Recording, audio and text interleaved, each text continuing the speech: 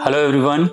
Today we have Mr. Dinesh Upadhyay, a veteran in automobile field with 5 decades of experience. So Mr. Upadhyay, can you please explain what an RVSF is and why it was introduced? Okay.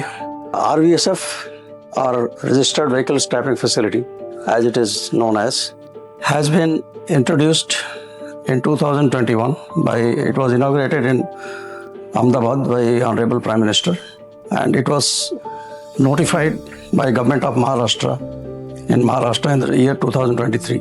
I'm very glad to say that Automotive Renew were amongst the first few who got authorization and license from Government of Maharashtra. They got LOI in the month of August 23, the same year when it was introduced, and it was totally operational. State-of-the-art facility were created in Nagpur and started in the year 2024, June. Now I'll come to as to how this has been introduced, why it has been introduced. Number one, as you are aware, our country is suffering from vehicular pollution, and in Delhi, Honorable Supreme Court has made adverse remarks against Delhi government. Hence, Government of India also thought that this is a very important issue and it needs to be resolved. That is how it was introduced, and subsequently it was introduced in almost all the states. The purpose of or the objective of introducing RVSF is, number one, to remove all the old high polluting vehicles from the scenario. Because as long as these vehicles from Euro 0 to Euro 4 continue on the road, the vehicular pollution cannot be under control. And hence it was introduced. That was the first and foremost reason why it has been introduced. Number two, there were unauthorized scrap dealers in the country who were doing this. That has to be curtailed because they were not only polluting the atmosphere, they were contaminating the groundwater. I think Mumbai and some of the places are classic examples. In Mayapuri, as per the Supreme Court guidelines, the entire unauthorized scrapping yard has been vacated totally. So this is the seriousness you can understand about this. Number three, you can recover the usable items, particularly metals, which are still being imported. And there's a lot of pressure on our foreign exchange. So once it is used, and then it also supports the circular economy. And it also reduces the pressure on our mining industry. And today, the Government of India has also indicated that all vehicle manufacturers have to necessarily utilize 8% of the steel produced from RVSFs. So you can understand the importance of RVSF.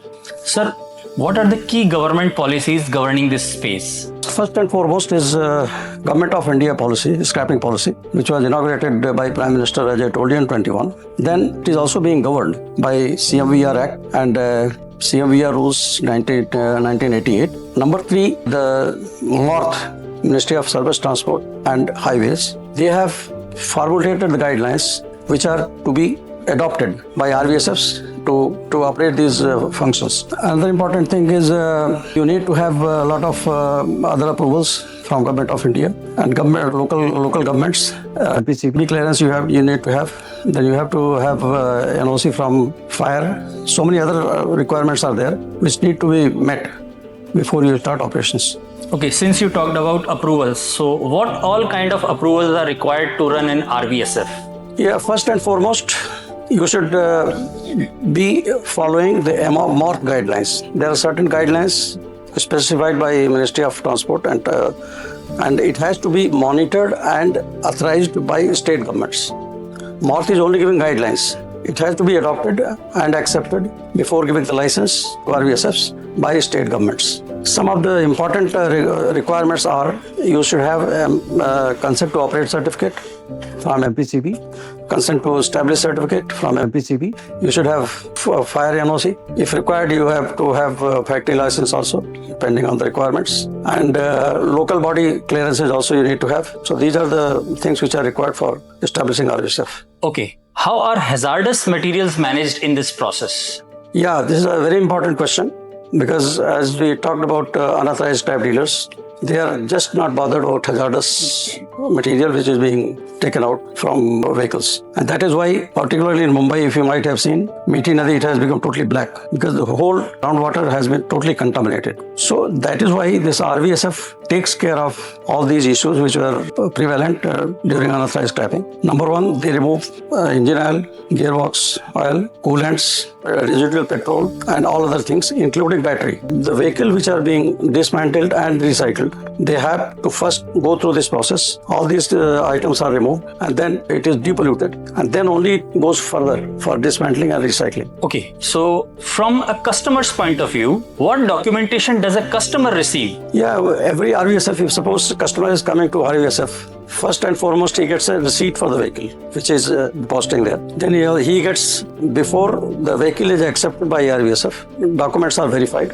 as per the Vahan portal, and only if it is in order, it is accepted by RVSF. That is first and foremost important thing. After everything is in order, the vehicle is accepted by RVSF, and then it is sent, it goes through the process, depolluting, then dismantling, then baling, and all those things. The process starts. And then another document which a customer receives is customer deposit certificate. Customer deposit certificate is also an important document for him. If he wants to buy another vehicle, he gets a lot of concessions from government in terms of registration and road tax concessions. And recently, Government of India has also introduced for heavy vehicles 9 lakh rupees subsidy if the new vehicle is bought, in case new vehicle is battery operated. So that kind of promotional activity is also being done by Government of India. Sir, what is deregistration and why deregistration is such a critical step in this process? Yeah, deregistration is very important in operation of not only RVSF, because as you might be aware, if it is scrapped through an unauthorized dealer, he does not have the authority to issue a deregistration certificate. Whereas when it is routed through RVSF, the deregistration is done through Vahan portal. And once the deregistration is done, that vehicle disappears from all the records of Ministry of Transport or whatever. And if, as you are aware, if suppose that vehicle is not deregistered, the chassis number, engine number, and vehicle number can be misused, and the owner will be ultimately penalized if something goes wrong. Hence, deregistration is very, very important, and it is possible only if the vehicles are routed through RVSF. How does Automotive Renew help reduce illegal scrapping? See, illegal scrapping, as we have already explained as to what it was. First, they have got the tracking of the vehicles. They know how many vehicles are going to be outdated. I mean, they will come in the category of ELVs.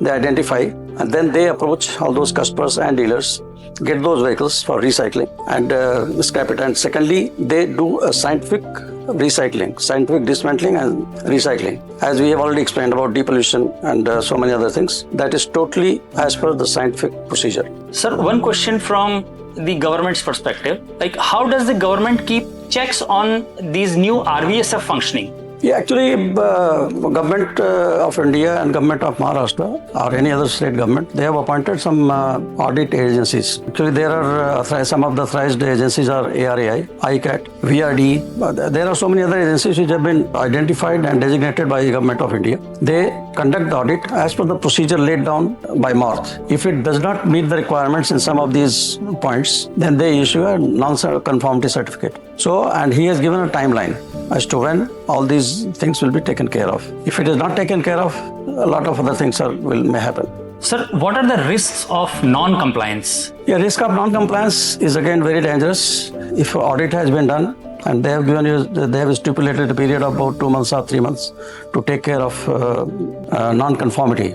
If you are able to take care, there is absolutely no problem. The functions will continue.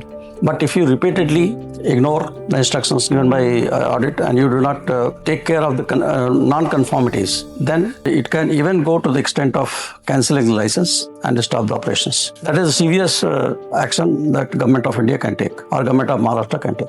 Sir, how does this policy benefit the overall economy? Number one, for the industries, they get the material at a lower price because it has been recycled. The import is reduced because when the recycled material is being used, the import goes down and overall economy of any industry also goes down. Then there are also benefits for automobile industry. If suppose some vehicles are being scrapped, new vehicles will be in the offing. They will be able to sell more vehicles. They will be more fuel efficient. They will be more environment compliant. So that will again benefit from all the point of views, including your vehicle manufacturers, dealers and customers. Thank you very much, Mr. Upadhyay, for sharing your valuable thoughts with us. Thank you. Thank you very much, Dinesh. Thank you very much.